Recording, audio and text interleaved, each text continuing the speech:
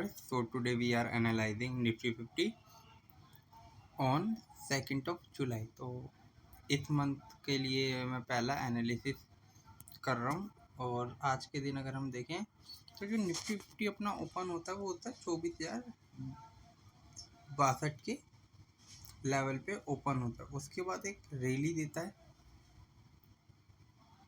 और एक 24,159 के हाई बनाता है और फिर अगले ही मिनट में अगर हम देखें तो 11 से 10:30 की कैंडल पे वो अपना लोअर लेवल टच करने के लिए जाता है, जिसमें आज का ओपनिंग प्राइस के आसपास का लेवल रहता है, जिसमें 24,070 के लेवल को टच करने जाता है।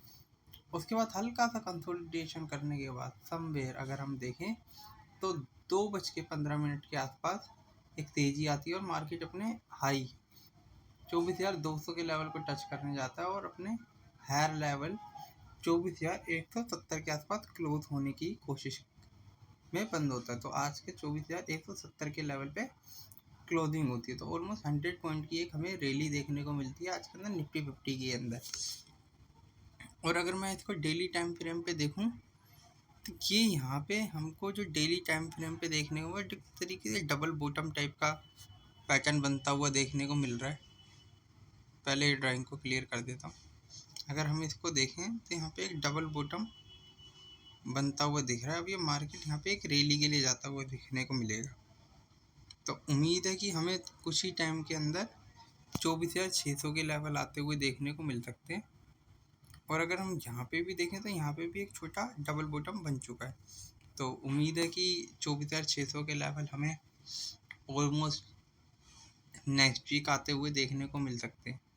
और अगर हम कुछ स्ट्रॉन्ग स्टॉक्स को डिस्कस करें तो इसमें सबसे पहला नाम मेरी नज़र में 5 स्टार बिजनेस फाइनेंस है। तो ये स्टॉक को है ना, मैंने आप लोगों से पहले भी डिस्कस किया है। ठीक है, मुझे यहाँ तक याद आता है इस स्टॉक को मैंने आप लोगों से डिस्कस किया था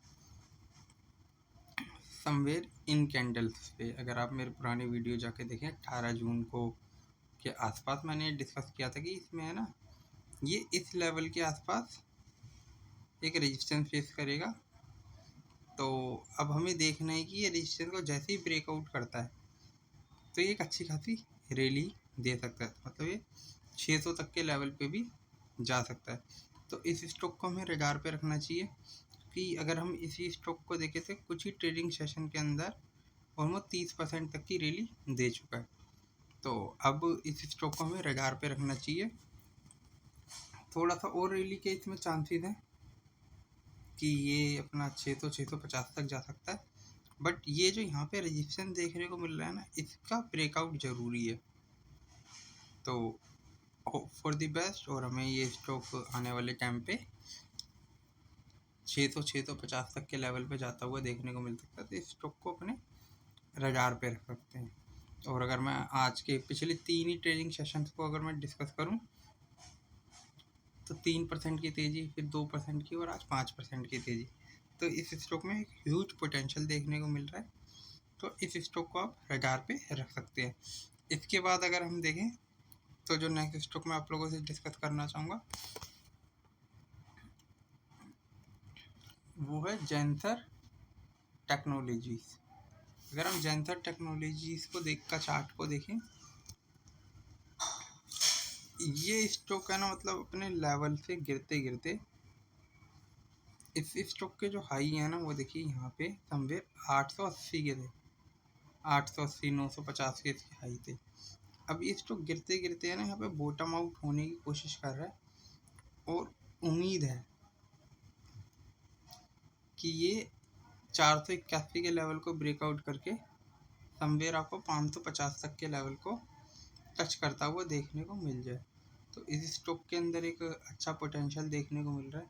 तो अगर आप देखें यहाँ पे एक कप पैटर्न था, उसके डाउन ये एक कप पैटर्न बना रहा था यहाँ पे, इसके लेवल को अचीव करके अब ये रेजिस्टेंस है, अभी यहाँ से फिर से अप साइड के लिए जाना चाहिए।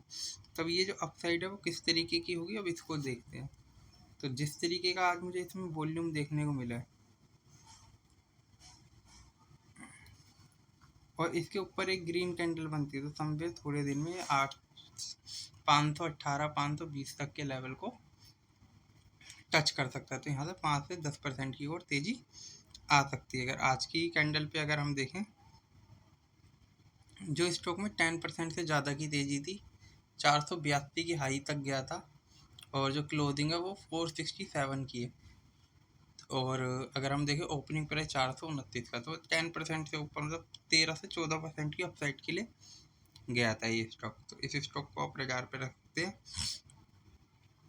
इसके बाद एक स्टॉक और डिस्कस करना चाहूँगा, वो है टाटा टेक्नोलॉजी। टाटा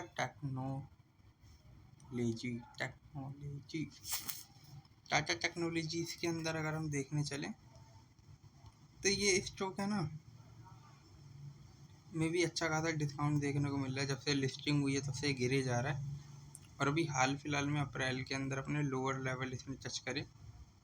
यहाँ पे समवेयर अगर मैं देखूँ 507 के लो, 507 के लो से ये यहाँ पे ऑलमोस्ट 50% तक की तेज़ी दिखा चुका था। अब ये फिर से तेज़ी के मूड में दिख रहा है।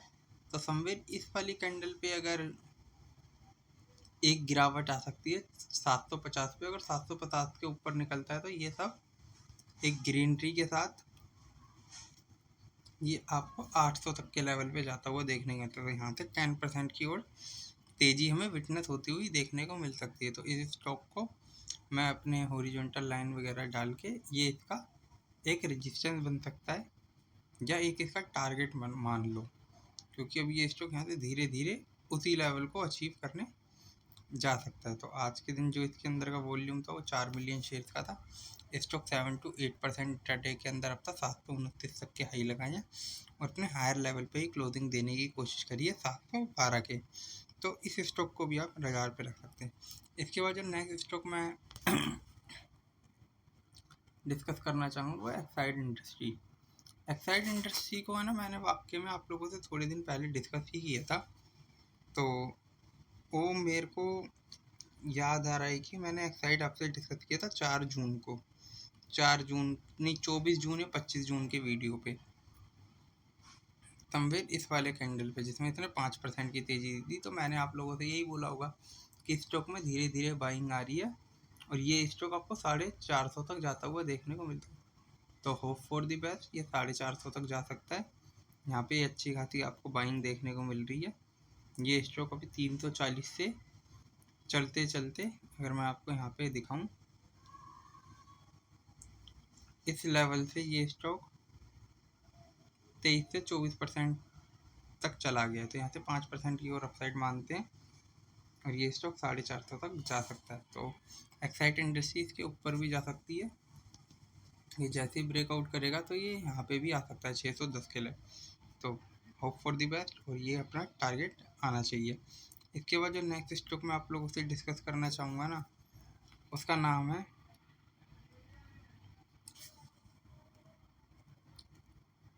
Edges logistics. एजिस लॉजिस्टिक को भी मैंने आप लोगों से कई बार पहले डिस्कस कर चुका है, जिसमें 25 या 26 तारीख का ही वीडियो सफिशेंट है। तो ये स्टॉक को अगर आप देखिए ना, इस स्टॉक ने लगातार एक तरफा तेज़ी दी है। आज तक के प्राइस को अगर मैं देखूं तो ऑलमोस्ट 100% तक की तेज़ी स्टॉक ने दे दी है, 101% की तेज़ी।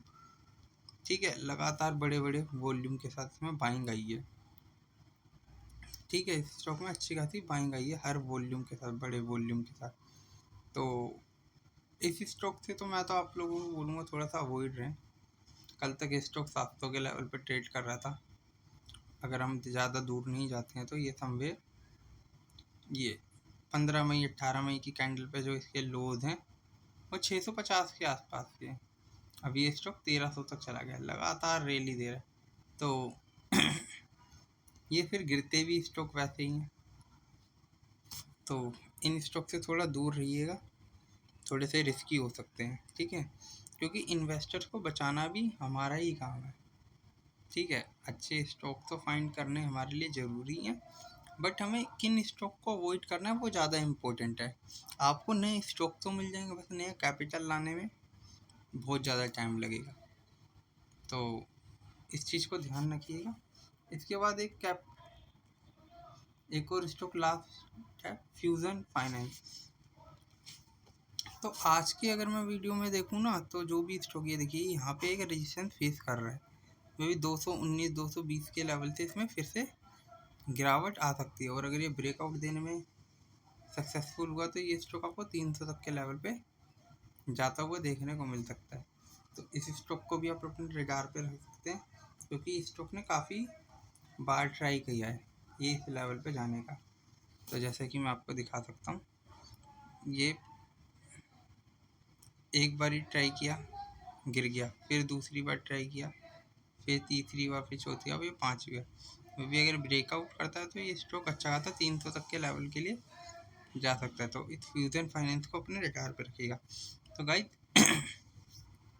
जो भी मेरी निफ्टी 50 की एनालिसिस है और जो स्टॉक की एनालिसिस है वो सिर्फ स्टडी पर्पस की है, नॉट अ फाइनेंशियल एडवाइस। तो किसी भी तरीके की बाइंग और सेलिंग के लिए अपने सेबी से एनालिसिस से एडवाइस ले, ठीक है।